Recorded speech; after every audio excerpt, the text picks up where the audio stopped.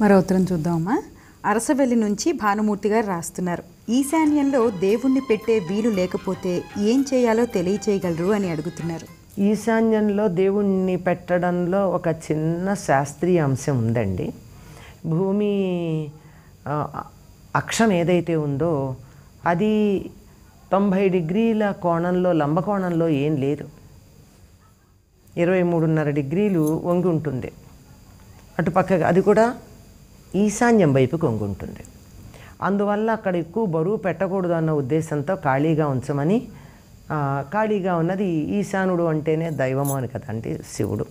ఆ శివుడి స్థానం గనక అది దేవుడి స్థానం, ఖాళీగా ఉంచమని చెప్పారు. లేకపోతే మనం తీసుకెళ్ళి బియ్య బస్తాలు బొగ్గుల బస్తాలు పెట్టామంటే బరువు ఎక్కువైపోదు. అంటే మన ఇంటిలో ఈశాన్యాన్ని కొంచెం తేలిగ్గా ఉంచడం ద్వారా భూమి మీద ఉన్నటువంటి జీవులందరూ ఆ పని కనుక చేసినట్టయితే భూమండలానికి ఉన్నటువంటి ఈశాన్యం మీద బరువు కొంచెం తగ్గుతుంది అని, అంతకన్నా ఇంకేం లేదు. ఒక సింబాలిక్, దీనివల్ల తగ్గుతుందా అంటే చెప్పలేం, కానీ సింబాలిక్గా నేను నీ యొక్క పరిస్థితిని అర్థం చేసుకుని దానికి నేను సహకరిస్తున్నాను ఒక నైతిక బలం ఉంది, అది భౌతిక బలం కన్నా ఎక్కువ కనుక అందుకని ఖాళీగా ఉంచటం ఉంటుంది. దేవుడు పెట్టామంటే ఎక్కువ పెట్టము అనే ఉద్దేశంతో. అయినా అక్కడ ఈశ్వరుడు యొక్క స్థానం గనక ఇంట్లో అక్కడ ఈశ్వరుడు ఉండనే ఉంటాడు.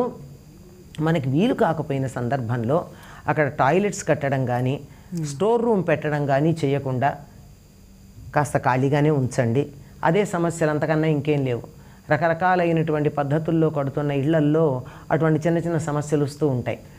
అలా కాకపోతే ఎక్కడైనా పెట్టుకోవచ్చండి. దేవుడు సర్వాంతర్యామి, ఎక్కడ ఉన్నా పర్వాలేదు.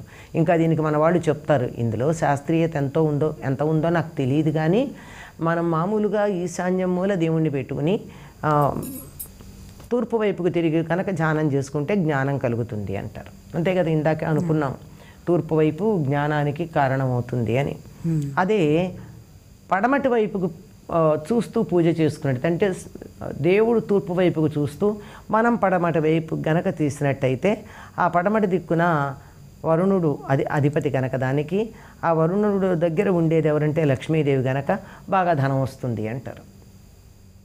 ఉత్తర దిక్కున కుబేరుడు, ఆయన చూస్తూ చేసిన ఆయన ఒక్కసారి మన వైపు కన్నెత్తి చూశాడంటే కనకవర్షం. ఇటొచ్చి దక్షిణం వైపుకు మాత్రం తిరిగి చెయ్యొద్దంటారు. ఎందుకంటే దక్షిణ దిక్కున పితృదేవతలు ఉంటారు. పితృదేవతలు ఈ దేవతలు ఒకళ్ళకొకళ్ళు శత్రువులు, కానీ ఎవరి డొమైన్ వాళ్ళది, ఎవరి రాజ్యం వాళ్ళది. అందువల్ల అటువైపుకి తిరిగి చేసేవన్నీ పితృదేవతలకు చెందుతాయి. మనం ఏ దేవుణ్ణి గురించి చేస్తున్నామో ఆయనకు అందదు కనుక వీలుని బట్టి ఎక్కడో ఒక ప్రదేశంలో దేవుణ్ణి పెట్టుకోండి. అక్కడ పెట్టుకుని కూడా దక్షిణం వైపుకు కాకుండా మిగిలిన ఏ దిక్కుకైనా చూసి నమస్కారం చేస్తూ దేవుణ్ణి పూజ